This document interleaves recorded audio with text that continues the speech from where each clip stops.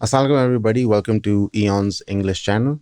Today we're very pleased to have a academic, a person that's been through a lot of personal struggle, firsthand seen how the Western American empire operates. He is an advocate for the Palestinian cause. He's actually an American Palestinian. And after having faced a lot of hardship, a lot of difficulty, and going through the processes, is here to share his experience to help us better understand how the American empire works in relation to foreign policy, how they control different nation states. So please give a warm welcome to Dr. Sami Al-Arain. Thank you so much, sir, for coming.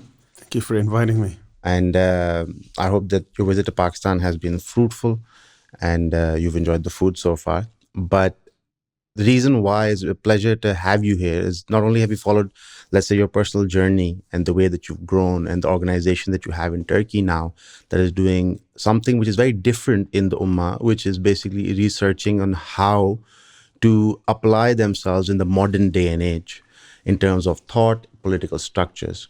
What understanding an average Muslim person in the Ummah generally has of Western civilization, Western empire is that it's bad without truly understanding as to how they operate. In your personal experience, what is unique about the American empire and its ability to control the majority of the world?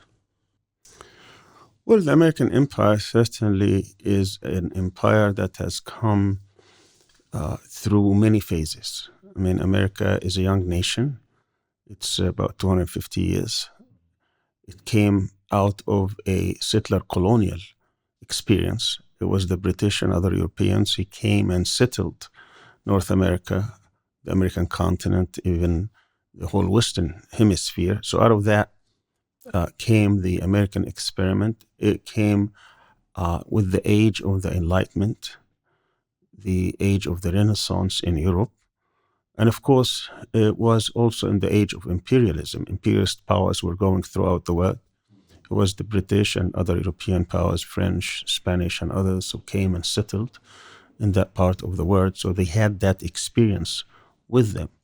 What makes America unique is that out of that experience came another revolution, basically against the British crown, against the king and so on and so forth. And with that, there was this spirit of rebellion within the American founding fathers, those who have established the American experiment, the American Republic. And of course, that came through, as I said, many phases. First came the American Revolution, which was a revolution against the excesses of the British Empire, whether it was taxes or other policies that they were pursuing. And it came with the spirit, what they call the manifest destiny. I mean, after the establishment of the Republic, it was very important for them to consolidate their power. They went through about 8 years of what they called confederation. It was very weak states. These were states they were also did not give a real meaning of a united country. Every state had its own interest. So they came together and established the federal government or the American experiment. And with that, there was very powerful central government, federal government, with state powers, certainly, a constitution that did not exceed 7 articles. So it was very reductionist at the beginning, but it was this embedded idea is that we would like to establish a powerful country. And to establish a powerful country, you must have a powerful system. That system would depend on certain ideas and ideals to have a meaning. So they went through several what I would call grand strategies. The first grand strategy that the American founding fathers and those who followed them pursued was to make sure that they can get a country that is self-sustaining, that it would have all the features of a country that could become eventually a great country, a great power.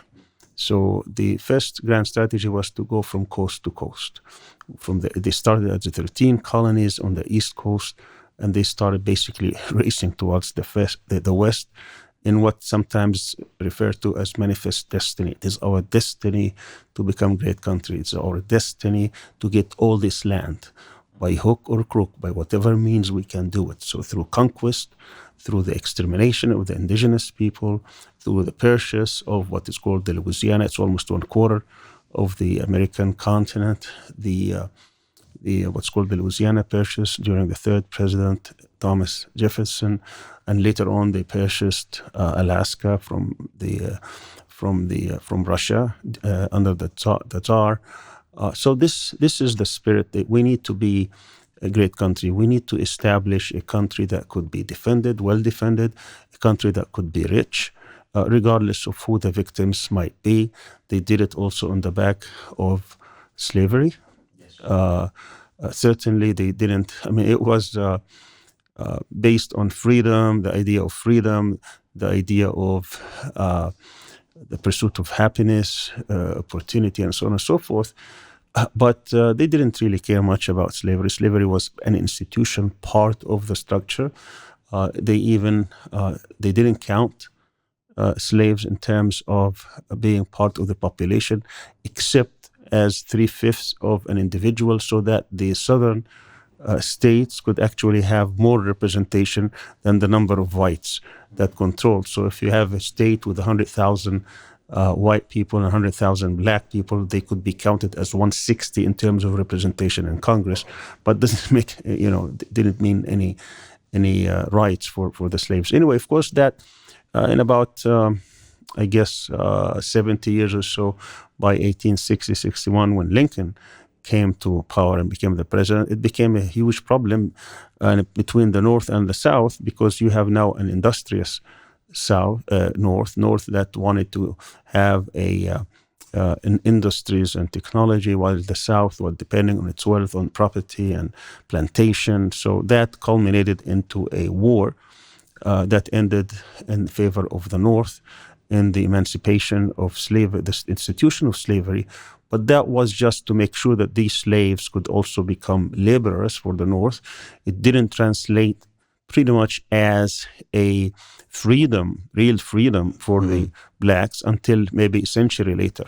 Well, is it fair to say that that war was an economic decision between the North and the South, and that North saw the economy going a particular way and needed that extra labor to be freed up for its own resource, and the South saw it going another particular direction? Yeah, many people, many academics who studied this wrote books about this, that this was, it wasn't really about the morality of the institution of slavery. Certainly some people thought so, but this was more of an economic necessity, that the North needed labor in order to power the engine of industry.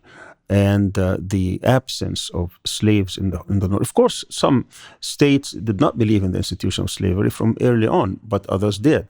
But what fueled the war was this need to have laborers, and also to transform America from a feudal country, from a country that depended on slaves, to a country that could actually become not only an industrious country, but a country that could also start going outside its borders, becoming eventually a world power. So that meant that they have to have a different system, a system that could actually present itself as a leader of the world. At any rate, that was the first phase, the first, what I would call the grand strategy. The second one came about, so that meant that they went from, again, coast to coast. Now they have the East Coast and the West Coast. They were able now to secure the homeland, as some would put it. You don't really have much threats because of these great oceans. So geopolitics here played a great role in the transformation of America, because it would be very difficult to Geopolitically invade. speaking, that nation exists uniquely, that there is a superpower that is not connected to anything and from anything, yet controls the entire world, is protected almost on all sides. That's right. And from the north, of course, they tried to invade Canada. And now Trump is trying to make Canada the 51st state. That was Yeah. tried in the past. They failed, and they went into a small wars with the British, but they contended that Canada is not a real threat. It's the same culture. It's not very populated, and it's not going to pose much threat. So that was let go. In terms of Mexico, they took over half Mexico. I mean, most of the southern states, the western states, was actually Mexican lands, whether it was California, Arizona, New Mexico, Texas. All these were at one point or another Mexican states. So Mexico also became pretty weak. And so the North, the homeland, the North America was secure. The second grand strategy they pursued, now that they felt secure in their own homeland, they want to make sure that the Western Hemisphere is also under control, what is called becoming a regional hegemon. And for that, I think it was the fifth president, James Monroe, in 1823, where he declared what's referred to as the Monroe Doctrine. The Monroe Doctrine says basically that the United States will not tolerate, will not allow any Western, any European powers to have any kind of military presence or basis. Even though they made that declaration, they didn't even have the power to enforce it. But it was a policy that we must make sure that no European power will have military presence. Well, it was an ideal to work towards.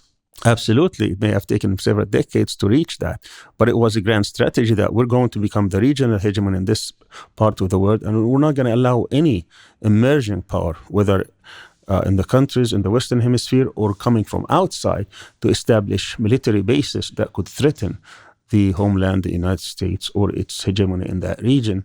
And one time, I think this generation may not have studied it, but it was during the 1962 Cuban Missile Crisis. This was an actual time when the world powers, we're talking about the United States and the Soviet Union, might have a nuclear exchange. This is when the whole world for 13 days was... Held their breath? Yeah, because this was a possibility.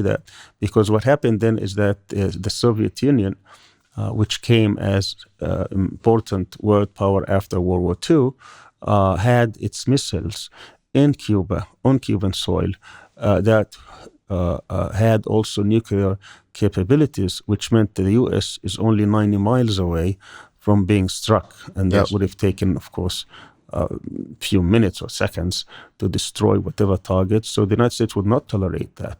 And of course, for 13 days, America was prepared either to nuke or to bomb Cuba or have some kind of a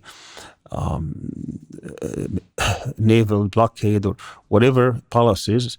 But eventually it was resolved when at the time, President Kennedy had an understanding, an agreement with Khrushchev, who was the General Secretary of the Soviet Union, that the Soviets will withdraw from Cuba in exchange for an American withdrawal from Turkey, because it also had nuclear weapons there, nuclear bombs stationed there. And of course, that was not announced as such at the time, because the U.S. didn't want to look like it was weak. So that happened a few months later, but that was the understanding. The point here is that this Monroe Doctrine was achieved, and since then, the U.S. did not allow any military power to exist or to be present in its Western Hemisphere.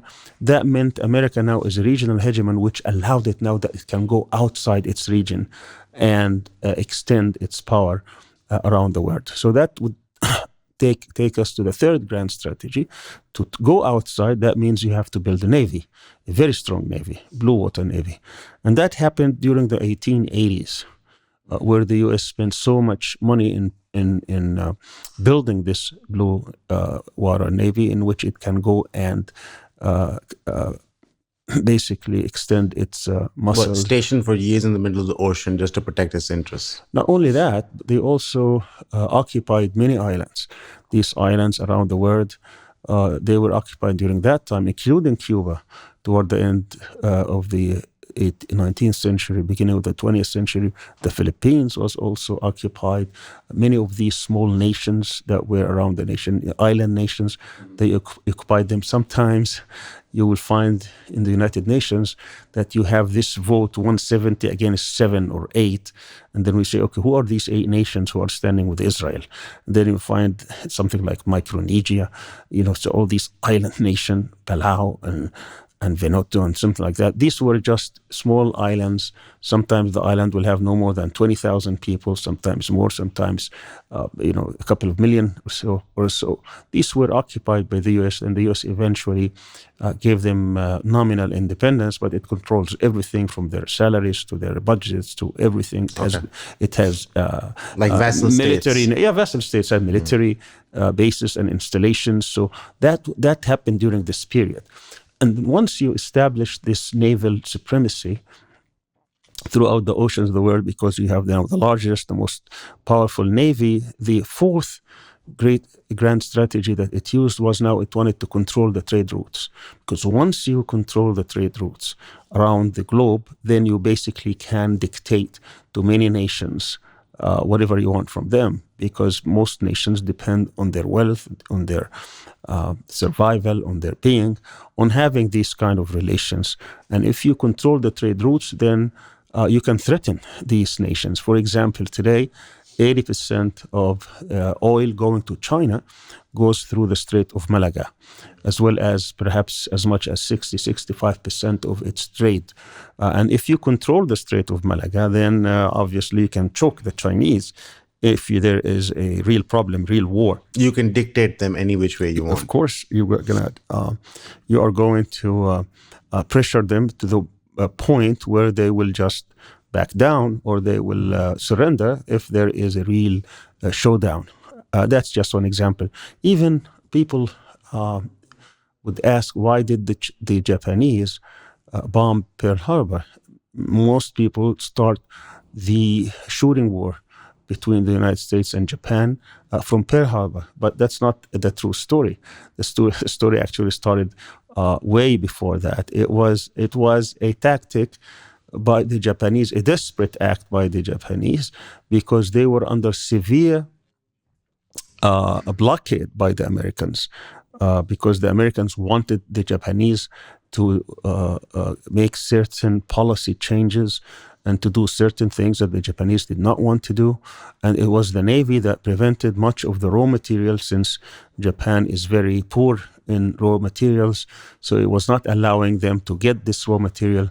The response was the bombing of the Pearl Harbor. It's not like they just out of the blue, they decided they want to sink the American Navy. It was a response to the blockade. Exactly on this point, I just want to cut you off for a minute. The way history is presented, it is made to seem like Pearl Harbor was an anomaly, that the Japanese woke up one day and just did this. It is sort of a victor's history that is dictated to us. However, as you absolutely correctly pointed out, that this is a chain of events started by American enterprise and American empire, and sort of like a desperate response to it. Sort of similar to the way 7th October is presented today. It just happened out of the blue. Well, it's not true. You have the Abraham Accords and XYZ happening, and sort of like as a desperate retaliation, last tactic sort of attack. Why is it that I just want to continue the next grand strategy, of course. because that's very important point you're making, and I will try to discuss it perhaps when we discuss Palestine, why what happened on October 7th actually happened. There are rational reasons for that. But before we get into this, so controlling trade routes became very important, and of course it has consequences. Once you do that, then you are basically in the driver's seat. You can dictate to these nations what you want them to do, and they would lose through that their independence, their autonomy. They would have to basically surrender their sovereignty in some instances, because you have that power. You have that power to impact their survival and their livelihood. The fifth and most important grand strategy that the United States has been following, at least since World War II, since the end of World War II, which is also the same strategy that the British were using before. And this is very important. And if you know this grand strategy, you can pretty much predict what would be the response in every crisis around the world. Once you understand what the U.S. does in order to maintain its global supremacy, its global hegemony, then you can pretty much dictate that. And that policy is the following. Now that the United States has established its regional hegemony and its global supremacy and power, then the next step is to make sure that there is no emerging any great power that can challenge American power. So how do you do that? You just make sure that there is no other country, whether it is China or Russia or whatever, Germany or Japan or whatever it is, that it cannot be a hegemon, it cannot be a regional hegemony in its own region. Once you do that, then they will not have the time or the capacity to challenge you in other parts of the world. Okay. So the fifth grand strategy, if we call it that, would mean that whenever there is an emerging power in its own region, the way you deal with it is you check it. What does that mean? It means you create what they call, in geopolitical terms, balancing. Balancing means you create a power or a combination of powers to make sure that this emerging power would return back and not be able to become a regional hegemon because it's being checked and balanced by other. So if you're very busy in your own territory, then you cannot go outside. Exactly. So that's why NATO was created. NATO was created to check the power of the Soviet Union. So you create this huge military power with America at its center of gravity. It's controlled pretty much by American military power. It's always controlled by the United States. The supreme commander of NATO is always an American, and therefore the Soviet Union would always have to keep up because it's afraid it could be threatened by this military power. It started with 12 nations, then they added Greece and Turkey, became 14, then Germany, then Spain became 16, and stayed 16 from 1982 up until the fall of the Soviet Union. Then they had different expansions. Now it numbers about 32. Most of the countries that were part of the Warsaw Pact, which was established as a response to NATO from the Soviet Union, they became part of NATO now. Now, so when the Soviet Union collapsed and now we have an emerging Russia, Russia became a target of NATO for sure. And then the United States wanted to basically divide up, partition Russia. So they started coming closer and closer, even though they promised at the time, the emerging Russian Federation, that NATO would not expand beyond Germany. They said not 1 inch, but of course that was a lie. So pretty quickly in 1999, they added nations, 2004, they added more nations, and they continue adding these nations until recently, last year, the year before last, they had also Sweden and Finland, and now they are 32. And Russia feels now threatened. Russia cannot extend because it's on the doorstep now. Now NATO is right at its doorstep. What it couldn't stomach was Ukraine. Had Ukraine been also part of NATO, which was a decision taken by NATO leaders when George W. Bush was in charge in 2008, then it would have been, about 500-600 miles from Moscow, and there is nothing to defend. That would be the ultimate existential fear. threat. Absolutely existential threat for Russia. That's what Hitler was trying to do. And in the process, he killed 20 million Russians in World War II. So that's why we have a war in Ukraine. But if you did not understand this, you would never understand what happened in Ukraine. And also you could, some people ask, for example, why do we have American troops in northern Syria? They give you this answer that it's because of ISIS. That's a lie. Absolutely nothing to do with ISIS. The presence of American troops in northern Syria is attributed to an emerging Turkey under this current government of Erdogan, Recep Tayyip Erdogan, who is trying to assert Turkish power. So now they're starting to have military bases in Somalia, in Libya, Djibouti, other places. He is trying to become more independent and assertive. And the only response to such Turkish power is to find, again, back to the fifth grand strategy that the US uses, either a power that can check Turkey or a combination of forces and countries that can check it so that it will not extend beyond what it is allowed. But if you look at Turkey's neighbors, all of them are weak. Greece, Bulgaria, Georgia, Armenia, Syria, which is dysfunctional, when this policy was pursued during Obama, or Iraq, which is pretty much partitioned into three, defunct state, very weak state. Iran is a special case because America cannot control Iran. It can check Turkey, but America does not have the power to tell the Iranians or to manipulate or dictate to Iran. So the only way you can check Turkish power is to now, and this is another strategy they use, is to see if it could be destabilized from the inside.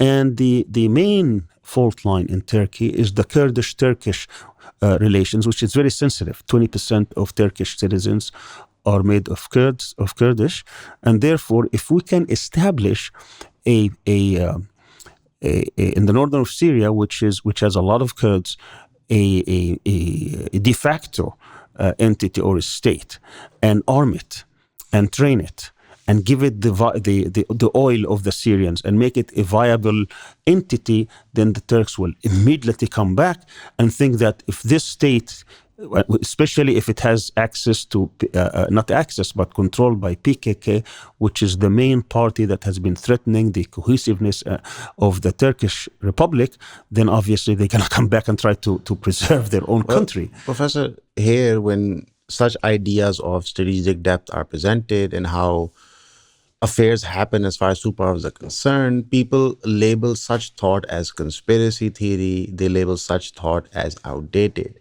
However, are there other similar examples of how America has created different small splinter groups to control other nation states? Yes, but let me just give you more information to prove that this is not a conspiracy theory. They say it's about ISIS, but the Turks think otherwise. The Turk thinks that this is an attempt by the United States through its presence in northern Syria to check Turkish power or the ability for Turkey to become, I wouldn't call it hegemon, but a regional power, because that could actually destabilize Turkey. So if you recall back in 2018, when the biggest news in the globe between October 2nd and November 30th was the assassination or the killing of Jamal Khashoggi in Turkey. And then we hear about it drip, drip, drip. Every day we have a different story. And where it became very annoying for Trump, who was president at the time, that his friend in Saudi Arabia now is being targeted, and the next step was going to the United Nations Security Council, get a resolution, and then that would have been very uncomfortable for Saudis and the Americans. So he meets with Erdogan in Buenos Aires during the G20 conference, and then he asks him if he, enough is enough, let's stop this. And Erdogan ignores it for a moment and said, when are you going to withdraw from Syria? So Trump understood that this is the price for Turkey to give up on this. But if this was not an important policy for the United States, they wouldn't be there. So Trump, being the transactional president that he is, he did not consult his national security team. He calls the Turkish president 12 days later and tell him that he is withdrawing from Syria. Now, to understand, so this is not a conspiracy theory, what happened in the United States when the president, who was supposed to be the commander-in-chief, supposed to be the president who commands foreign policy, once he announced that, the whole national security establishment, all the elites in the United States went crazy to the extent that the Secretary of Defense at the time, Jim Mattis, resigned. I would say, why would he resign? What's happened here? You say, this is about ISIS. He's going to resign because 2,000 people are going to withdraw from Syria. That's nonsense. No, it was about the principle, because this is a policy in which the U.S. has spent billions and billions of dollars so that Turkey will always be checked. He couldn't believe that such a policy would be taken without consulting the Defense Department, other members of the government, of the cabinet. So he resigned. Even someone like Majority Leader at the time, Mitch McConnell, who rarely talks about foreign policy, he would write an op-ed piece in the Washington Post and said this move is going to threaten the national security of the United States. So in a nutshell, what we saw here as an example is that the United States, when it implements certain policies, it's about checking other powers. Now look at China. China is rising. And China is rising to the point that it's threatening the status of the United States as not only a great power, but also that eventually it could even overtake the U.S. as the Global hegemon. not necessarily global hegemon, that's a strong word, but as someone who could be a rival, somebody who could actually check U.S. and makes it uncomfortable in certain places, and which would become also a challenge for U.S. presence and interests around the world. So the U.S. is trying to contain China, slow the growth of China, because basically if you can continue this kind of an economic rise, an economic growth, it will certainly surpass. Some people think it has already surpassed the United States in terms of the purchasing power. But regardless, in terms of military power, it hasn't yet. The U.S. has 11 aircraft carriers, for example. China just had, it had only a few years ago, it had only one, which it purchased from the Ukraine, very crappy old one. Now they built two, and they're trying to build more and catch up. It has a green water navy, trying to build a blue water navy so that it can compete with the United States, which means over time it could actually not only be a rival, but it could even surpass it, which makes it extremely difficult for the U.S. to claim this supremacy or global hegemony. So it's trying to contain China, slow down China. So what it does is it's establishing a series of alliances in the Pacific, in East Asia, Southeast Asia, with North Korea, with South Korea, with Japan, with Thailand, the Philippines, Laos, Vietnam, certainly, because these are in the neighborhood and they themselves are afraid of the rise of China, even though we don't have any evidence that the Chinese. But if you read Western mentality about global hegemony, they think they have the same mentality, that since we want to be the hegemon of the world, we want to be the number one, the supremacist, then Chinese must be the same. Although Chinese history points in the opposite direction. Yeah, China never was trying to become global hegemony, but that's how it's interpreted. Of course, China also has made certain moves in which it makes the United States nervous. Certainly, everybody knows that it will never tolerate an independent Taiwan. So this had China policies. Eventually, Chinese think that Taiwan would be part of mainland China. Whether that happens peacefully or not is a different story.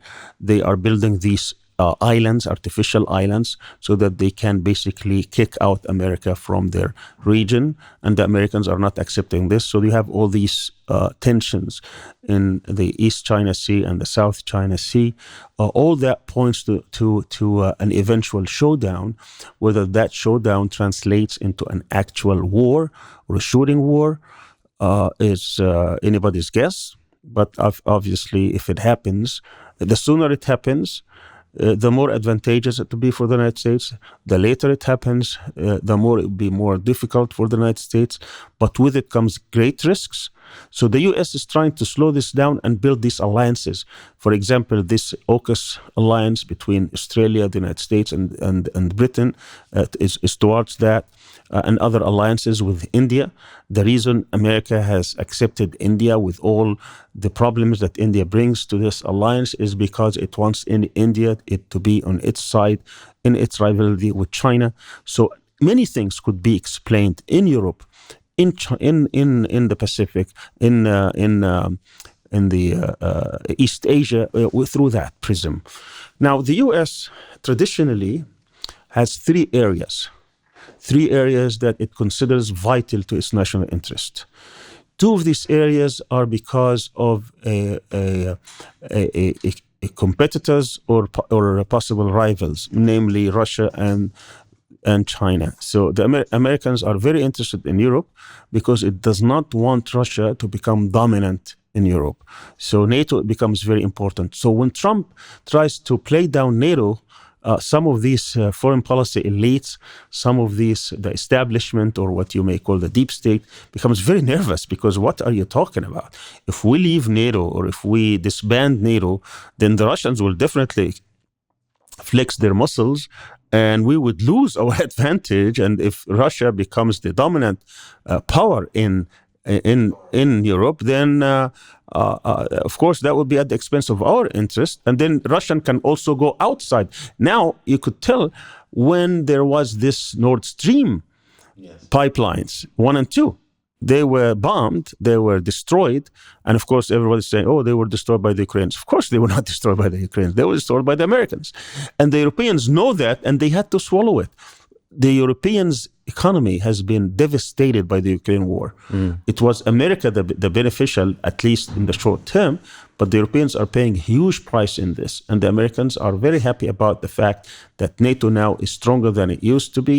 They have more members, they have more Europeans scared of the Russian bear because of what happened in the Ukraine. But the Americans are the ones who instigated this whole thing by trying to bring Ukraine into the, NATO, by putting a stooge into Ukraine who is trying to prop up the nationalists there and make it very difficult for Russia to live with a Ukraine that is trying to either target the Russian minority there or trying to get closer to the West through either a NATO membership or EU membership, which would have meant basically NATO being at the doorstep of Russia. So that's how they react.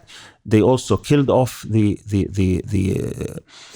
energy component between the relationship between Russia and Europe, which gave Russia a huge leverage.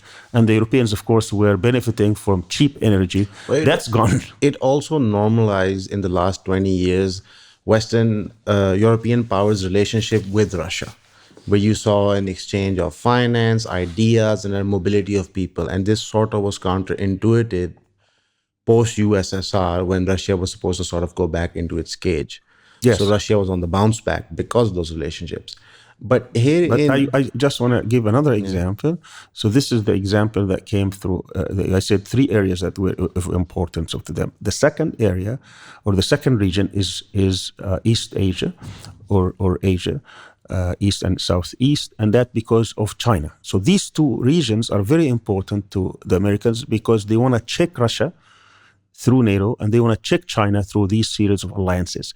Now, during the Cold War, the European theater was number 1 region that it was concerned about. That was the theater where there was the rivalry between the Soviet Union and America. And China, or at least the East Asia, first was Japan, then China was region number 3.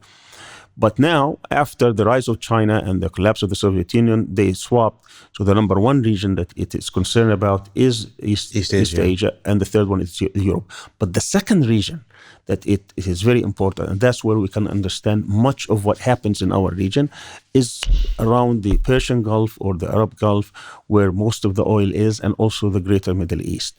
And the importance here has nothing to do with an emerging rivalry or a great power. It has to do with oil.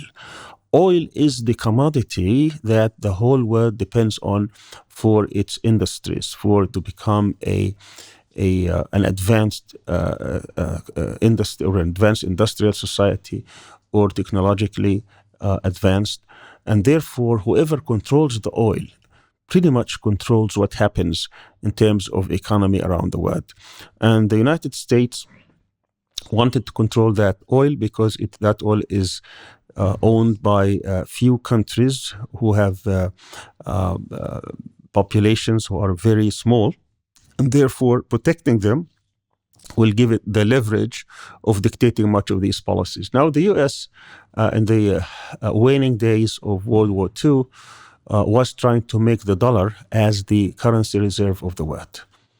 And it was capable of doing that because it was the greatest emerging power in light of World War II. It was the biggest economy by far, and it helped Europe to win the war against Nazi Germany, and therefore it imposed on them the dollar standard, meaning that the whole world can purchase dollars and they can exchange it for gold at fixed price of $35 per ounce. That stayed pretty much until 1971, when President Nixon, the 37th president, delinked the dollar from the gold. because the United States started printing more dollars and didn't have that much gold, and some world leaders started questioning whether they have that covered. Whether the currency is backed or not. Yeah, so they didn't care. Said, okay, what would be the replacement of this? So the replacement had to be an agreement that took place in 1974 between the Secretary of State, Henry Kissinger at the time, and the King of Saudi Arabia, King Faisal, in which the Saudis, who were by far at the time the largest producing country, the oil producing country, and that they have to sell their oil in dollars. Didn't matter how much, they didn't care about that, but it has to be in dollars. So if a country is going to sell its oil, and that would be the standard thing is to sell your oil in dollars, then China wants to buy oil from Saudi Arabia at, let's say, $70 or $80 or $100 a barrel, and it's buying 2 or 3 million. You multiply by that over the year, then the one who actually owns the oil is the one that the oil is purchased with, which is the dollars. The currency that's being used. That's right. And on top of that, the United States basically dictates to these states that they must put their excess money in U.S. economy. So you're getting everything, not only... That is the states that are producing oil. That's right. Yes. Sir. If you look today at some of these states, which are very rich, like Saudi Arabia, the United Arab Emirates, Kuwait, Qatar, and others, they have at least $1.7 trillion invested in American economy. And there are some restrictions of how much they can get out of the United States. That gives the U.S. huge leverage over these countries. Not only they would have to sell their oil and their natural gas in U.S. dollars, but they also would have to invest their excess money in American economy, whether it's treasury bills or whether in stocks and other whether real estate investments, whatever it is. They can't have a majority. They cannot buy a majority holding in any company, but they have to invest it in the U.S. And there are restrictions of how much they can take back, which means that you are pretty much beholden to the U.S. because the moment you try to go astray, they will just take your money. The same way they took Putin's money after his invasion of Ukraine. There were $600 billion of Russian money in Europe and the U.S. It evaporated overnight. They just took it. They just confiscated it. So this is part of also a strategy that they use. So having this oil makes this region very important. Not only that it will be under U.S. hegemony, but it will not allow others to control it as well. So, but once you are in control, the Chinese cannot come control. Of course, there is a lot of things that have been happening now, trying to sell using maybe Chinese currency and others. These things are irritating to the U.S., and they will probably have some sort of a response soon.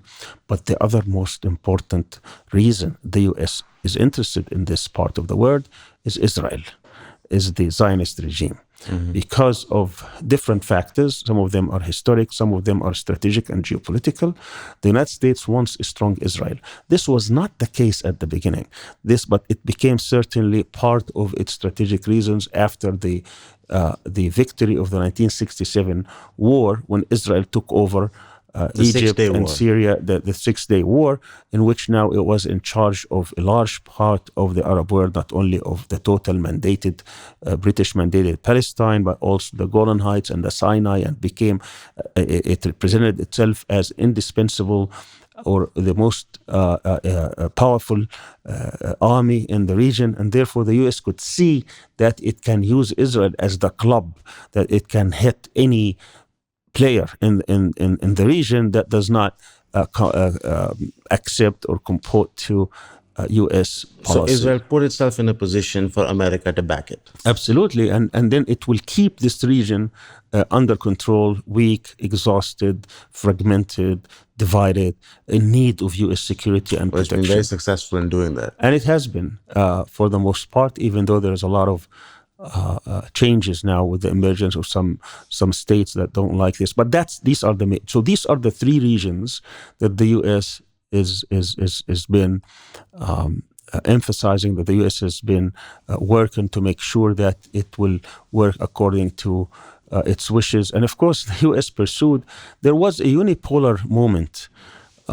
Since World War II, there was a bipolar world between the U.S. and Soviet Union. The USSR collapsed towards the end of 1990-91, and then it disappeared, became Russia. It was very weak for almost decade and a half. And then the US was the unipolar. It was the only country, and this never happened in human history, that you have one power, not only in charge of certain region, but of the whole world. It can do whatever it wants. This was unique. It was very unique. And it pursued 3 policies that all of them failed in each region. During that unipolar time. During that unipolar, it pursued one policy towards China, it was a failure. One policy towards Russia, it was a failure. And one policy in the Middle East, in the Persian Gulf, it was a failure. And this is very unique. And because the United States was very powerful and unipolar, it did not pay a lot of cost for these very costly mistakes. But for let's say towards Russia, it wanted actually for Russia to disintegrate by Russia is the biggest country in the world, almost 1/6 of the land mass. They wanted to further balkanize it. Yes, and to do that, they started these color revolutions, and they started the expansions of NATO until they come to the border of Russia, hoping that Russia will implode from the inside. During Yeltsin, they got their way, but when Putin took charge, of course, he was fighting back hard, and then that backfired with what happened in Georgia and the Ukraine with wars and reassertive Russia that that policy didn't work, and Russia actually became more irritated at the U.S. and now more determined than ever to make sure that it will become again a power to not compete, but certainly to challenge the United States in that part. So instead of trying to get a friendly Russia, it ended up with a Russia that is completely hostile to U.S. interests and U.S. presence, and that's going to translate in different parts of the world. For China, the elites in America took a decision that was very strange. They thought that a China that was very weak economically, even though it's an authoritarian regime, it's a communist regime, that if we can allow it to grow economically, that eventually that's going to translate into a liberal state. Well, isn't that what they did with Japan post-World War II? But in Japan, they did it by force. They occupied Japan, and they dictated to Japan the Japanese to change the constitution and work on this. Okay. And for a long time they were there. They still exist. I mean, there are big bases many there. bases. America has 800 bases around the world, so they can control many places. But for China, they allowed China to become part of the WTO, to trade with them, to expand. They had these multinational corporations that benefited from cheap labor. And they thought, if we can make China rich, then the political system will eventually change. It was a gamble, and they lost. But Professor, why did they make this unique mistake, especially at the time when they've basically conquered everything? Because there was this theory that was very popular at the time, in the early 90s, is that if we make nations prosper, that eventually their political system will liberalize, because now they are not afraid of this. And they were just basically, there were many professors. I mean, this was the overwhelming view of many academics and government officials and the elites. And of course, they benefited because these multinational corporations, when they were starting to open and use Chinese labor, certainly they benefited tremendously, as well as Western economies getting all these products into their markets at a very cheap way. And they said, okay, I mean, they can't possibly become very rich and at the same time communist. And they could not contemplate that you could have an authoritarian regime with a capitalist system, because there is not a history of this. There's not another example, yes. Yeah, but indeed, China proved I mean, they outworked that the you could capitalists, have basically. a prosperous society with an authoritarian and communist regime, even though you have a semi-capitalist system. So the Chinese economy in 1992 was about 7% of US economy. Today, it's over 70%. In less than 4 decades, they grew 10 times. It's huge. They can even outpace and surpass U.S. economy at that rate. It was a phenomenal rate. But they discovered that very late. By the time they discovered this, in 2012, 2015, it was too late. China has already become an economic giant, and its system, its political system didn't change. So it was a costly mistake that the U.S. is paying for now. They allowed it to grow, but they cannot put the genie back in the bottle. Now, in terms of the second region, which maintains as the second most important region, the Middle East, the Persian Gulf, the Arabian Gulf, what they pursued was, now that we are at a unipolar moment, we're going to do social engineering. We're going to invade all these countries, and we're going to change their system. We're going to change their culture. We're going to socially engineer how they think, how they behave, how they believe. Well, this is different from the policies they pursued in China. Yeah. I mean, this was, they wasted basically 20 years of wasted wars. They started with Afghanistan. They thought during Bush, after 9/11, we're going to take advantage of this. We're going to invade Afghanistan, followed by Iraq. Then we're going to Libya, Sudan, Yemen, Syria, Iran, Somalia. I mean, we're going to get one by one.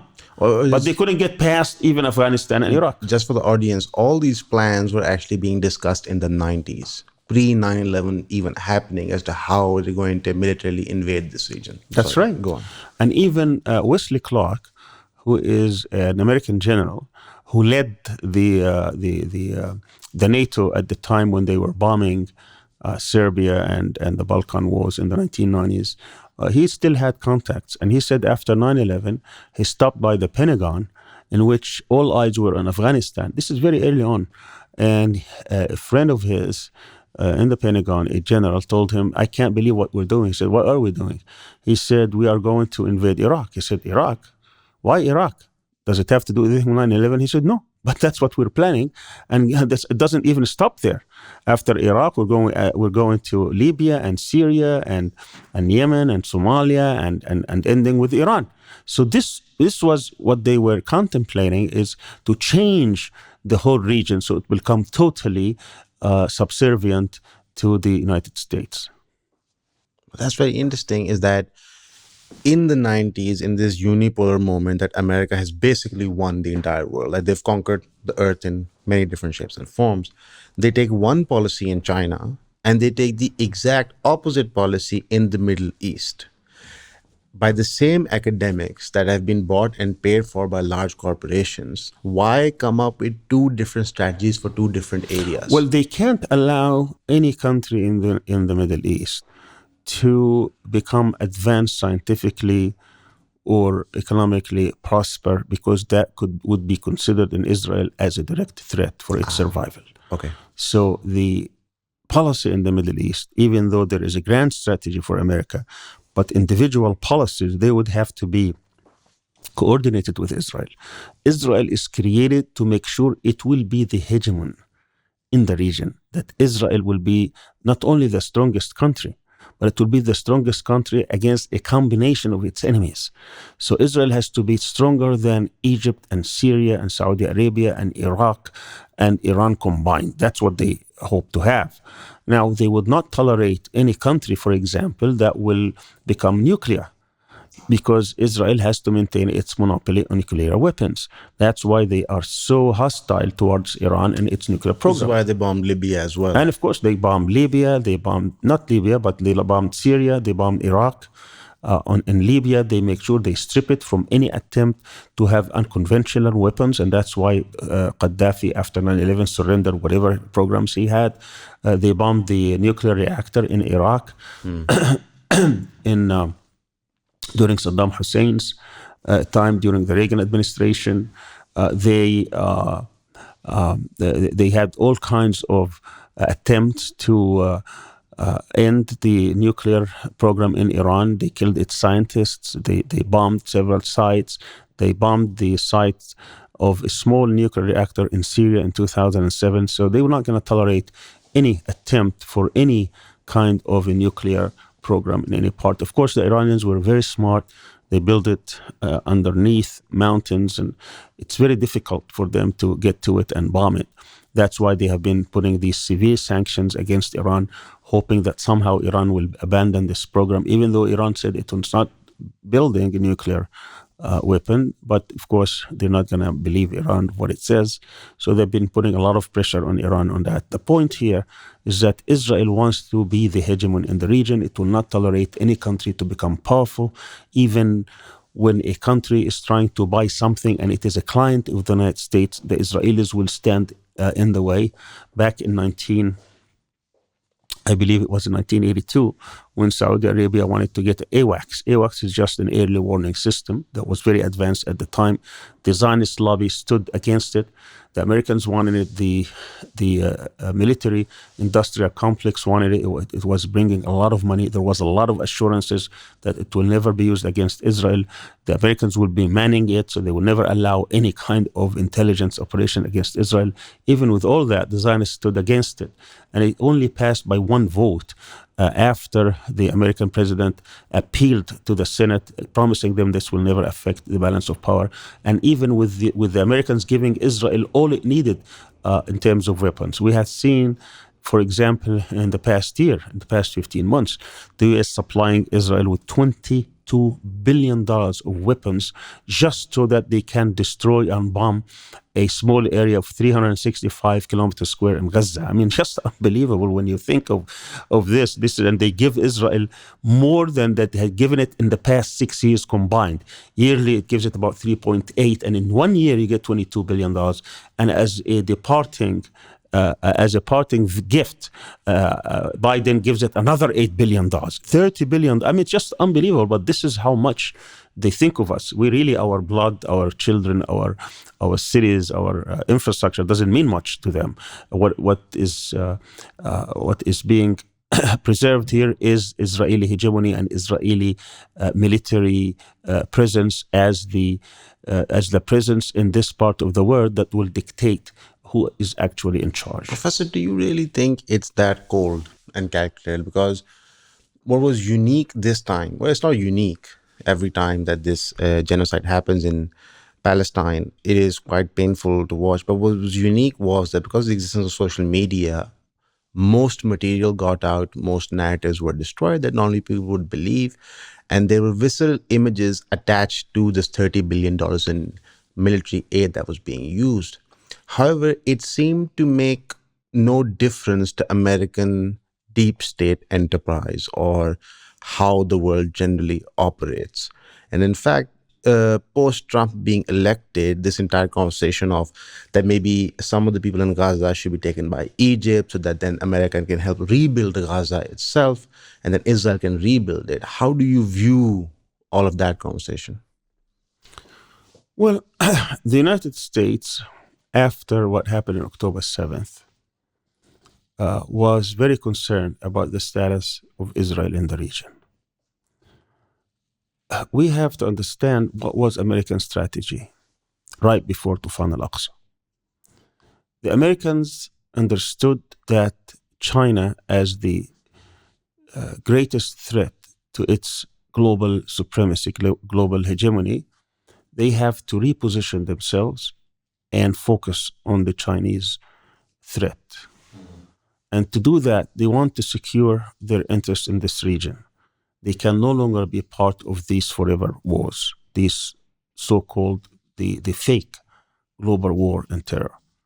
So they wanted some powers in the region. They wanted to outsource that mission to existing powers. They chose another twin pillar policy. In the early 70s, the president at the time, Nixon, because of what's happening in Vietnam, he wanted to allocate the protection of America's interests, to secure American interests in this region, to two states. He announced at the time Iran and Saudi Arabia, but it was a lie. He couldn't say Iran and Israel because Israel was looked at very negatively in this region. And Saudi Arabia was very weak. So to him, said, I'm going to outsource the protection of our interests to Saudi Arabia. It didn't make any sense. It was like a joke. It was a joke. And evidence of this is when there was a war in 1970 between Jordan and the Palestinian factions who were very active against Israel in Jordan. And Syria wanted to intervene on behalf of the Palestinians, which could have ended with the overthrow of the Jordanian monarch. He didn't ask Saudi Arabia to intervene. He asked Israel to threaten Syria and intervene. So in other words, Saudi Arabia didn't make. It was irrelevant. It was irrelevant. It wasn't powerful enough. But anyway, but the point here is that there was a twin pillar policy. The U.S., after it decided to go and focus on China and lessen its footprint and presence in the region, it wanted to do the same. It wanted to outsource its interest, the protection of its interest in the region to Israel and Saudi Arabia. But to do that meant that they have to be some kind of a normalization pact between both countries. So it was preparing for this to happen in the spring of 2024. Before that, right before Trump left office in 2020, after the election 2021, early 2021, Israel was integrated into what is called the Central Command. The United States militarily rules the world through 7 commands. The Northern Command, which is the one in charge of protecting the United States. The Southern Command, the one protecting Latin America and Central America in Panama. Then they have the European Command, which is basically NATO for Europe, the European theater. They have the AFRICOM, or the African Command, which is basically Or the AU. with the Sub-Saharan Africa. This is the newest one. They have the Pacific Command, which is for the Asian theater. And then they have the Central Command. The Central Command was created after the Iranian Revolution because they thought that this could be a theater that could be threatened with the emergence of an independent country or a country of revolutionary fever like Iran. And therefore, this command is responsible in the countries between Egypt and Afghanistan. Okay. But Israel was never part of it because Israel was always an enemy to many of these countries. So in 2020, Trump, and Israel was always not part of NATO, but it's always an associate member. Mm-hmm. That's where that theater was. But then it was integrated and moved to the Central Command. So now Israel became part and parcel of this military strategy of the region. And this was, of course, an Israeli demand all along. Now it can coordinate with some of American client states in the region, some Arab states in the region, which are friendly to the United States. So with this and with the integration, and then we could see how Israel was touting this new economic corridor that they wanted to build that started from India, going to the Indian Ocean, the Gulf of Oman, and then to the United Arab Emirates, from there to Saudi Arabia and the Jordan, and then to the port of Haifa, and from there through the Mediterranean to Europe. They called it and dubbed it the Indian Middle East Europe Economic Corridor, which was supposed to be the counter initiative against the Road and Belt Initiative of China, to keep China out and bring in the American allies into one economic zone in which Israel become the most important partner. That's what Netanyahu was talking about right before Tufan al-Aqsa. So when you look at all these things, then you see this is the strategy of the U.S. to subcontract this region to its allies to secure its interests so that it can go and focus on China. And Israel would have been benefited the most. A central part of implementing this policy. It would have become critical to the economies of this entire region, meaning that any idea of expansionism of Israel would no longer be a debate, and Gaza and Golan Heights and all these areas will be things of the past, because all these economies are now interlinked. They don't want to fight with each other. They will just economically grow and develop themselves. So who cares for lives being lost in that paradigm? When it comes to Palestine and what happens in Palestine, the U.S. policy is as follows. As long as Israel deals with non-state actors, it can do whatever it wants up to a point where it's not going to affect or impact in a direct way U.S. interests. Mm-hmm. But if it has to deal with states state actors, then the United States has to be involved, and it has to be part of the planning and part of the of the action, or it can get the green light of America. So what Israel does to non-state actors such as Hamas or Islamic Jihad or Hezbollah, the U.S. has pretty much, the Israelis have pretty much free hand.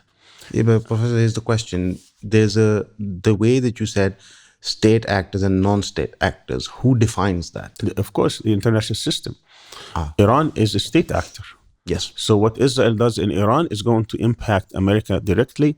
So Israel does not have a free hand to do to Iran unless the United States gives it green light. Okay. It cannot go just and bomb Iran at its wish unless it coordinates with the US and gets agreement from the US.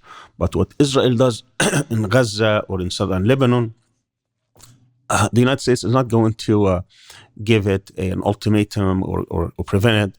It may give it its opinion. It may or may not agree, but Israel has a free hand. What it does in the West Bank, it has a free hand because these are non-state actors. Even the Palestinian Authority is a non-state actor. But what Israel does in other parts, if Israel wants to bomb Libya at one point or Iraq at one point or Syria or Iran, for the most part, the United States would have to be informed and would have to give it a green light. I see.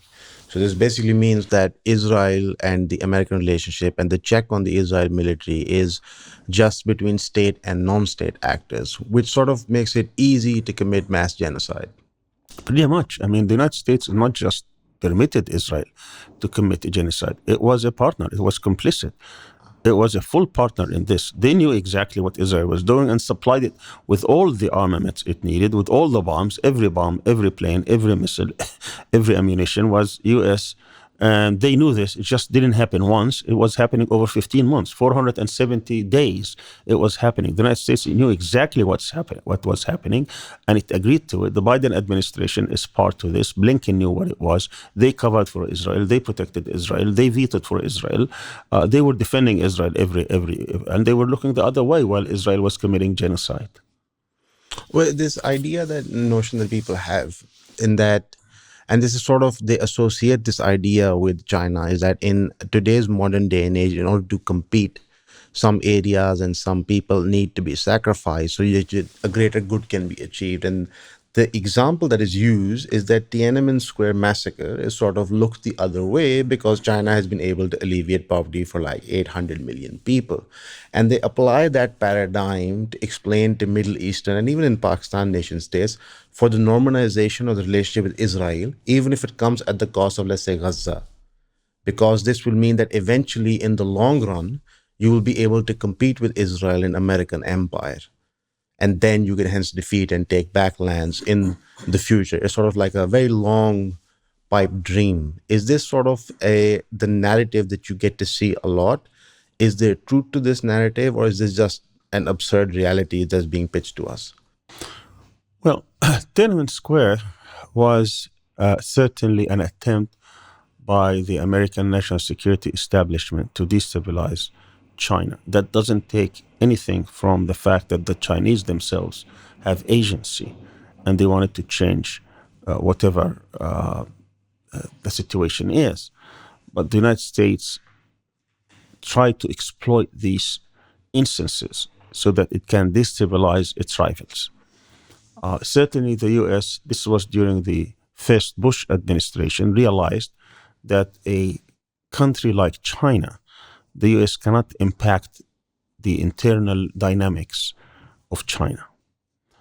And despite it sanctioned it for a few months or so, the Chinese, it wants to conduct business because there are other strategic imperatives. The US doesn't care about human rights. This is all the notion of human rights, rule of democracy, rule of law. It's just rhetoric. This is just rhetoric. I mean, if it comes with U.S. strategic interest, fine, but it is never an obstacle to never. I mean, all what you have to do is just look what happened in Gaza in the past 15 months. The whole international order that the U.S. has built and managed since World War II has crashed. Was completely decimated. This whole thing showed that the hypocrisy of this talk about the rule of law, international law, democracy, and human rights, and The the international universality law. of all of us being equal Of and course, I everything. mean this. I mean, what is Israel didn't care about it, violated every single international convention and law in the world, and the U.S. was defending it every step of the way. It seemed like Israel was looking to find any remaining law and violate that as well. And Americans didn't care. They never once criticized Israel. Once. During this whole period, they were always defending it. So what is left of the international order is nothing. It's all been decimated because of this action. So the U.S. doesn't care about that. I mean, if it can use this to its advantage in order to embarrass its rivals, it does it. But the U.S. Cares about its strategic interest. And at the time, during the Bush administration, which was 1989, 90, and so on, of course, after that, Bush got distracted with the first Gulf War when Saddam invaded Kuwait. So he didn't want to have another crisis in China. But once Clinton took over the liberals, now we are in 1993, 94, where the Russians have become extremely weak. This is the unipolar moment. And it was then that the Americans decided that if we want to change Chinese behavior, the best way is to embrace them, to that they embrace our economic model that will eventually translate into political liberalism. That didn't happen. That Campbell failed. So they embraced the economic engine of China. They gave it all the tools to grow in a way that it could become wealthy and powerful. But they did not contemplate that the Chinese could translate that economic power into military power and without changing the political system. They were hoping that somehow this will translate into another Japan. That didn't materialize. Well, I think they were also expecting that the population itself, once they would have financial freedom, would start demanding what is classically known as white liberal rights. Absolutely. But we saw the Chinese population actually work the other way. Right, because there's a social contract between the government of China and its people, between the Communist Party of China and its people. As long as you are progressing economically and getting this welfare state that is traded for stability and political restrictions. And it seems like the Chinese culture and the Chinese people have accepted this trade. I'm going to become more comfortable economically. I'm going to be wealthier than my previous generation. The next generation will be even wealthier. And in exchange for that, we're going to accept the political system that we have, which is an authoritarian system. It's an efficient system. It is managing our economy. It's giving us these goodies that we are living with. And therefore, I'm going to trade whatever liberty and sometimes depravity they look at Western culture for this kind of economic stability. Mm-hmm. Well, interestingly enough, what has happened is that whenever the Chinese model is discussed by developing nation states like Pakistan, let's say like Turkey, or many Middle Eastern nations that want to push themselves up, they only want to embrace the authoritarianism without understanding the social contract. So the social contract in the US is slightly different. Let's say in Central Europe will be different. But in the Middle East and in Pakistan or in Muslim nation states, we've seen that there seems to be no semblance of a social contract between the government, whatever form of government, and the people that is. And is it by design that way? Because we've been continuously, ever since the creation of nation states for the last 250 years, we've never truly been free. Think for ourselves, to develop ourselves. And any attempt to think for ourselves has more often than not been stopped by American enterprise and American empire. There's something that we discussed before the podcast that I would like for you to explain to the audience is how America sort of controls different nation states, one through military might and the other through economic espionage, if I may. And how getting stuck in that loop is a problem, because both Turkey and Pakistan are actually stuck in a financial loop, which sort of reduces the chances of them becoming regional powers. Yes. Well, that's true. But I don't think developing countries or third world countries or countries in the Muslim world use China as an example, because they don't have any economic progress to show their people so that they can justify an authoritarian regime. But how America controls nations in using its economic might through two systems.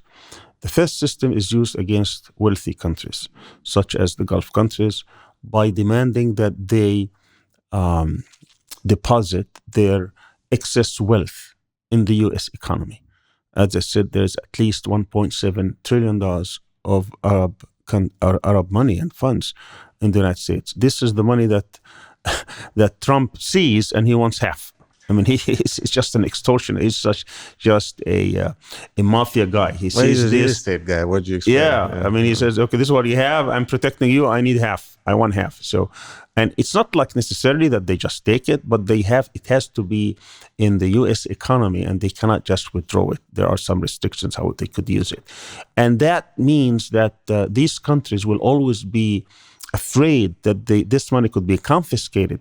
So they would have to succumb. They would have to surrender when there is a particular U.S., assuming that there is any kind of a disagreement. But if there is, they would have to come to accept American dictates, because they know that America has this tremendous power of confiscating, taking over their money. Actually, a few years ago, I believe it was during Trump, 2017, would have been during Trump, most likely, in which the U.S. Congress passed legislation, might have been a year earlier, but it was a Republican Congress, in which the legislation said that the victims of 9/11 could sue now Saudi Arabia, even though it was deemed as to have immunity, but that Congress stripped that immunity. It's very And interesting. said the victims of 9/11 could actually sue the Saudis. If that door was opened, then the Saudis could lose hundreds of billions of dollars because of the way the American judiciary works. But they put one caveat. They said for these lawsuits to proceed, the State Department has to agree. In other words, this is a gun pointed at Saudi's monarchy. If they go astray, then the State Department says, okay, we agree. Then these hundreds of thousands of victims will go running to the courts suing the Saudis, and they can strip it of hundreds of billions of dollars of its assets. Actually, they did that to Iran, because back in during the hostage crisis of 1979-1980, when the hostages were released, the American hostages were released from Iran on January 20th, 1981, part of the agreement was that the Shah had two huge buildings in Manhattan. They were worth at least $1 billion each. But these $2 billion were transferred from the Shahs, from the government, which belonged to the government of Iran during the Shah, to the current government, but under one condition. They cannot sell them, and they cannot make use of them. They get the proceeds, which is like rent or anything like tens that. of millions of dollars every year, but they have to spend it in the U.S. So most of that money, the Iranian government, the Islamic government, they will spend on Islamic charity in the U.S. They couldn't withdraw it. They couldn't use it. So they will send it, give it to students, give it to charities, whatever it is. After 9/11, they allowed whoever can claim that they were harmed by Iranian quote-unquote terrorism, they can go and sue the Iranian state, the Iranian government, and confiscate if they win whatever assets it had. It didn't have any assets except these two buildings. So That's very interesting. So within 2 years, they took these two buildings worth at least $2 or $3 billion. So they would take it out of nowhere. So this is how they control rich nation Now states. for the developing or poor countries, what they do is that they give it loans. So how are they going to strip you from your sovereignty, your independence, your autonomy? I'm going to give you loans, and I'm going to give you. And Americans, this is so easy, because America, when it comes to money, somebody may say, why does America wants this hegemony over the whole world? Why does America wants the dollar to be the reserve currency of the world? Because if they have that dollar that dominates world currency today, 80% of the money exchanges in the world is in dollars. 62% of the world trade is in dollars. That gives a tremendous amount of leverage. The United States economy is 25% of the world. The United States population is 5% of the world, yet they control that much of economic activity. That means they can print dollars without their dollar, their currency being impacted. Which is what they did during COVID. And this is what they did throughout, between the first president, George Washington, who became president in 1789, until the 40th president, Ronald Reagan, in his second term in 1985. The amount of debt that America accumulated throughout this about 200-year history was $1 trillion.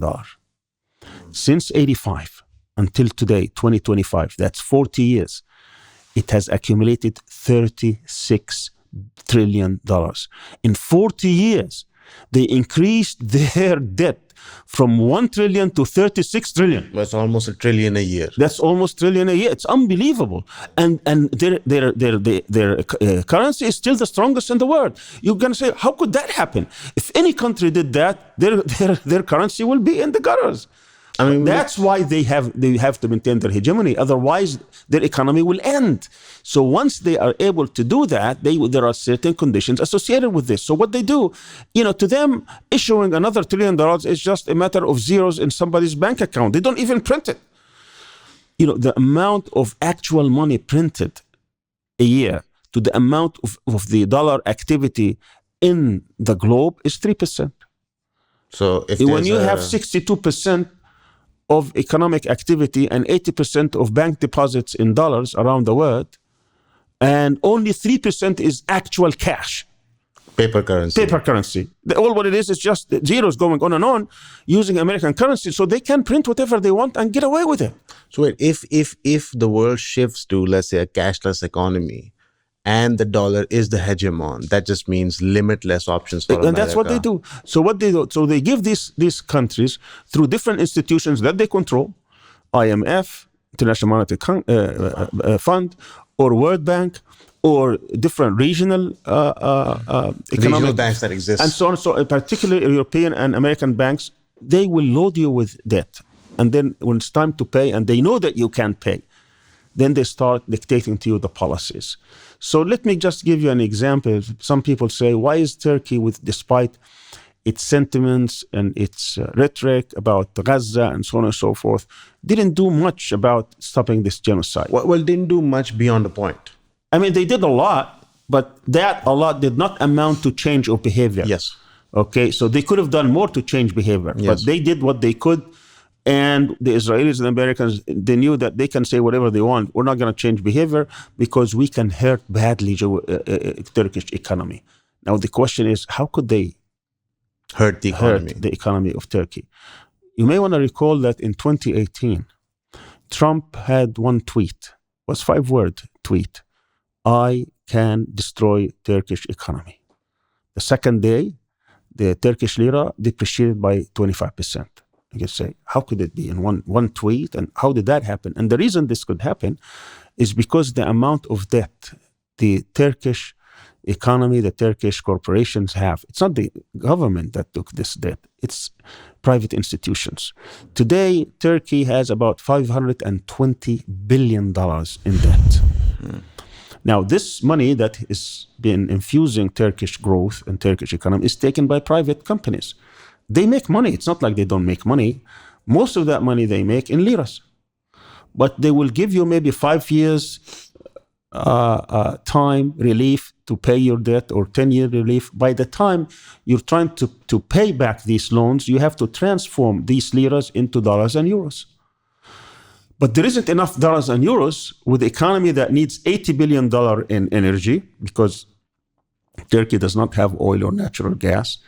And also the deficit the deficit in trade imbalance, then you don't have enough euros and dollars. So what happens? You're trying to extend these loans. Well, who can determine and who can control this extension? It's Western governments. Therefore, if you want to have a different policy of what they wanted, then you're going to pay a price. And so they control you, of course. So they control you through these debts. then you have to be restrained of what you say or what you do because you don't want your economy to crash. That's just one example, but it's the same example everywhere. I can name country A, B, C, D, E, F, G, H, all the way down, and I can tell you what they are doing about how they can control their economies. They strip them from their independence and from their freedom and sovereignty based on these considerations. And every time they take their economy to the brink, they extend more loans, which means they take your assets, they buy your most precious assets inside your country, they control many economic decisions, they make you poorer, and they will have more control. What is very interesting is that, and just for the audience, that even while this picture is very, very sad, this outcome that is coming from one empire sort of controlling almost everything in a unique sort of global hegemon kind of a way, do you see a way out? Do you see a sort of response that nation states can take, regardless of whether they're Muslim or non-Muslim? Because we've seen the Chinese bounce back, but that is based upon a failure of American policy.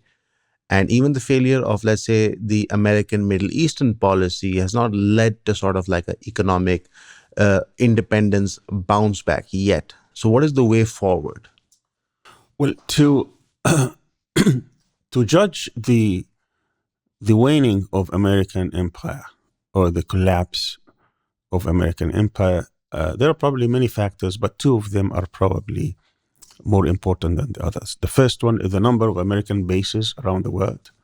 The less bases you have, the less powerful the American empire would be. So we need to monitor whether the Americans are closing bases or building more bases, military bases. Or are they just moving them from one place to the other? I mean, they have now almost 800. They've just constructed more in Europe, which is, of course, would be targeting to Russia. They have closed, I think, some in Pakistan, which is a good indication. They have lost the ones in Afghanistan. They have lost at least 10 in Syria. I think they kept 3. So we need to monitor this. And the more they construct, then the more will be entrenched, the less they have. It looks like Trump presidency could be a good indication and could hasten the collapse of the American empire because he is a transactional guy and he looks at dollars and cents. But the establishment, the national security establishment, the deep state wants to maintain this hegemony. They understand the American empire much better than he does. But the other very important indicator is the American dollar. So when you ask this, the more the BRICS group, for example, are able to create another system, another financial system. I mean, it was stupid on the part of the U.S. of what they did to Russia because they pushed it towards trying to find, and the Chinese and the Iranians, toward an alternative system to SWIFT, for example. So if they are able successfully to establish a new system by which there will be another financial system outside the control of the U.S., where more nations will start using it and using part of it, where some of the oil-producing countries will find themselves that they would have to sell their oil in a currency other than the dollar because of whatever mutual interest they have. Some of the Gulf countries now are thinking, they haven't decided yet, that they can sell the Chinese in the rumbis or in other they can remove the petrodollar basket of currencies. And of course, that's going to impact American empire. So we have to look at these trends.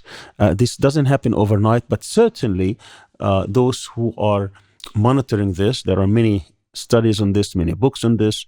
I know someone Norwegian who passed away a few years ago. He wrote about this, Johan Galtung, and also Emmanuel Todd and other scholars wrote about these things in a very elaborate, detailed way that we are towards the end. And of course, others who would counter this and says this is nonsense. The U.S. has many tools. The U.S. has a lot of advantages former empires didn't have, especially in geopolitical terms. But in terms of the countries, such as developing countries or even countries in the Muslim world, they would have to start looking at the amount of foreign influence in their economies, in their country, politically, militarily, security, and all spheres, and try particularly the people, the NGOs, and those who are in charge, how we can free ourselves. And that means some countries would have to sacrifice. You cannot do this without sacrifices. So this is the trade-off. If a country is willing to make sacrifices for a generation or two in order to rebuild its system, whether political system, economic system, cultural, social, a strategic situation will change tremendously. And that's what China did at one point. It wanted to regain its industry, so it was a closed society for a while. It was able to also get into the world system. It certainly benefited from the fact that the Americans opened to it. Not every country will have that opportunity. I doubt very much that this will happen. That means other countries will have to cooperate in a way that will be different from what's happening today under the nation-state system. We have to think of integration. Europe was able to compete against the US because they opened up to each other. For example, Boeing, which is a huge company producing airplanes, civilian and military, the Europeans couldn't do it on their own. So they had to establish an Airbus, which is basically a European project. So they have to get particularly France and Germany and others to build such one. Then you can compete with the US. And now to the point that Airbus, in terms of civilian production, surpassed Boeing. You just smash them. So for the Muslim world or for other countries, even the Asian belt, they have to go beyond the nation state. So we have to look at these big countries. And this is the project that Najmuddin Erbakan, the former prime minister and leader in Turkey, was thinking. He said, if we can turn at least 8 Muslim countries, and he called them the D8, Development 8, which started from Nigeria to Egypt to Turkey to Pakistan, Bangladesh, Malaysia, Indonesia. He said, if we can get these 8 countries to trade amongst each other so that they can increase the amount of trade and start, because these are the largest Muslim countries. You're talking about countries that number between 100 million today and sometimes 200 million, 300 million, like Indonesia. That's a lot. It's almost 1 billion. Yes. They can do so much in so many industries, in so many ways that will speed up their growth and in their and become at least the producers of certain industries, certain products worldwide. Because just imagine the amount of knowledge, power, labor, capital that you can throw in a few other countries who would like to become independent and they are wealthy. They can also be part of that. So there is a lot to be done. What is lacking here, not the vision. The vision is there. What is lacking, the will. And the reason we don't have the will, again, is because we don't have independence. We are not sovereign. We have foreign interference. We have foreign control over much of the decisions taking place today. And also, we do not have real political freedom. Most of these countries are ruled by autocrats, are ruled by dictators, are ruled by minorities, by elites, by military, whatever it is. There is some elite that rules and makes it very difficult for the people to actually take control of their own destiny. Well, sort of then the impetus becomes on young people in these nation states to educate themselves. So this entire idea that we should be free from interference from outside our nation states is something that I think most young people at this day and age can aspire to and can identify much better given the advent of the internet and access of information. So there's sort of the generational difference between, let's say, myself and my father, who lived through different forms of dictatorship in Pakistan, found it perfectly acceptable. And in all those forms and permutation of dictatorships, we were basically running American empire in Afghanistan, whether it be against the Russians or against Afghanistan itself. But today what we see is that the generation under the age of 35 does not view outside interference the same way. It feels that internally we can fight and argue amongst ourselves, and that's perfectly okay. But nobody else from outside can dictate. So you see sort of a tug of war happening. At least I believe in Pakistan, and I would say maybe you can explain better even in Turkey, where a sort of like a nationalistic Turkish pride and what it means to be Pakistani has now become more relevant, which can then subsequently lead to some semblance of independence. Is that similar to, let's say, this sort of Turkish nationalism that we see rising through? Well, the simplest example would be Ertugrul Ghazi and these Ottoman-esque dramas that are being pushed forward. Certainly, the most potent, the most important ideology controlling world population now is nationalism. And it's used sometimes positively, sometimes negatively to turn nations. The problem here is that if you are in the middle of the pack, if you're not a very powerful, independent country, the reason the United States is very powerful, part of that reason is not just military power and economic power, but also its ability to chart its own course, that the elites are actually sovereign. They can make their own choices. In the developing world, the problem is really that the people there are constrained. So even assuming no corruption and good intentions, their choices are limited. So we need to find out a way in which we can regain our autonomy, our sovereignty, our independence. And you cannot do that with the amount of foreign intervention and foreign interference that is in place today in these countries. So the question is, how do we regain it? And that is a struggle. That is an absolute struggle. And that means that the young generation or those people who care about their country, they need to look beyond nationalism and or look at nationalism as a form of national liberation movements, as national struggle to regain back your independence, to truly be in charge. That means that you could come under sanctions. That means that there could be lots of challenges to the society. You cannot be hoping that you're going to somehow become prosperous and wealthy in a situation where you are under these conditions where others trying to control your destiny. You want to be independent. You want to be autonomous. You want to be a nation where it can chart its course without these pressures.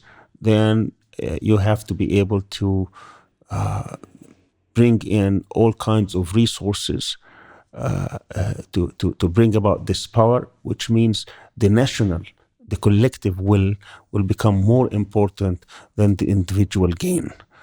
And sometimes you may have to forego your own nationalistic sentiments, because if, let's say, for example, if Turkey, Pakistan, Iran, Indonesia, and some of these countries where you have a viable civil society, a vibrant civil society organizations, they come together, certainly they would represent a great collective will. Yes. They can speed up the process by which they can gain national sovereignty and independence. That means you have to have an educated class of people who are willing to lead this effort and convince their people, and also fight all those people who benefit from the Current system. foreign interventions, because the foreign interference doesn't happen just through foreigners. There are collaborators within society Yes. who were going to defend these kind of relationships, and they become an obstacle to any progress. This fifth column, this strand of people who are benefiting and sucking the blood of the people, they have to be exposed, and they have to be removed from power, because they are the source of the problem. Here, I might want to add that most of these people are not even aware of the roles that they have occupied in furthering interference in their nation states, but they're sort of just inherited beneficiary roles. So it's sort of like a decision made by, let's say, a particular monarch in the 70s has now been inherited by the third generation monarch without understanding that we're not truly free until he occupies that position. Same is true for within Pakistan, is that the way they've set up the political culture is that if you ascribe to the current system, you become financially wealthy and you are rewarded. It is also sort of similar to the capture of the academic community in the entire world. So, like, the purpose of the academic community was to be in the process of continuous critique, to let things evolve. But we see some stagnation, especially, and we see some duplicity. Well, not duplicity, I would say a contradiction fundamentally, especially in the secular world, in the Western liberal world, that they have somehow decided to contradict in the academic world the very ideals that they hold close. And that is because of the financial component that has been attached to being part of the academia. Like, let's say, Harvard having this huge endowment fund that is particularly controlled, so a particular thought is only propagated. So it almost seems like our nation states need a new sort of academic class as well, because our academic class has been created by the West and by Western systems. So they have sort of accepted their ideals and now espouse them here and present them as the only solution. So this is a major challenge. And I don't know whether if it's true in Turkey or not, but we don't have alternative philosophical schools of thought other than Western liberal philosophical thought, because we never developed them here. Maybe Turkey has a more option, but post Kemal Ataturk and the acceptance of, let's say, a secular ideal and a particular way to look at how nation states are built, most of the Muslim world suffers from this lack of resource. I think it is true that the Muslim world, for at least the last century, has been living in a state of trying to find its anchor. There is no paradigm that exists today that can define what a Muslim world is, let alone to define what a Muslim Ummah is. We have lived under imperialist powers for a long time. The imperialist powers came and constructed a system that was favorable to the West and Western interests, that it stripped the Muslim societies from its sources of strength, from its traditional institutions. And now we're trying to, if you even get yourself independent, if you get rid of these foreign influences, you still have to figure out how you're going to reconcile your system of values with the current structures that have been imposed on us in these countries. That is an intellectual exercise. That's where the academics, the intellectuals, the scholars would have to come and think about how we're going to answer much of the modern challenges that would be in balance with our system of values, with our traditional beliefs. But most of the paradigms, most of the models have been coming from different experiences, mostly from the West. We just import them and we try to see if we can somehow modify them to accommodate us. So we find there are many contradictions. And these contradictions, when they coupled with the foreign interference and foreign challenges and foreign pressures, they make it very difficult to make any changes. That's why I say we will never be allowed in the Muslim world to try out any kind of a model, whether it's in the civilizational field or even economic prosperity or others, if it is developed independently until we are truly independent. That means you have to be independent economically, or for the most part, able to try these models without having these pressures applied to you. I'm not trying to praise Iran or Taliban in particular, but at least they recognize this situation, that they're trying to bring about some kind of a model that will be authentic to their system of values and system of beliefs. And whether you agree with them or not, they are trying in one way or another. Of course, they're going to be pressured very much so that they fail. And we have to wait and see whether their populations will give them the space to develop such models outside the Western paradigm, which will be authentic we have to wait and see. But people look at Iran. I don't want to live in Iran. People look from the outside. I don't want to live in Afghanistan. They look at some aspects of this, but I'm looking deeper into the construction or the building of an authentic model that comes out of the system of values and traditions and beliefs of a society, and that would have to be built authentically, not to be imposed from somewhere else. So if we're going to apply this to countries such as, let's say, Pakistan or Turkey, that means there has to be some sort of a consensus within society on certain first principles. Or to make a great sacrifice in the first place. That is a given. You have to sacrifice. But also we have to agree on what we call first principles. What kind of society do you want to build? Do you want to build an Islamic society, a liberal society, a conservative society, a communist society? Because if we don't have that agreement, then we're going to go in all directions and we're going to fail.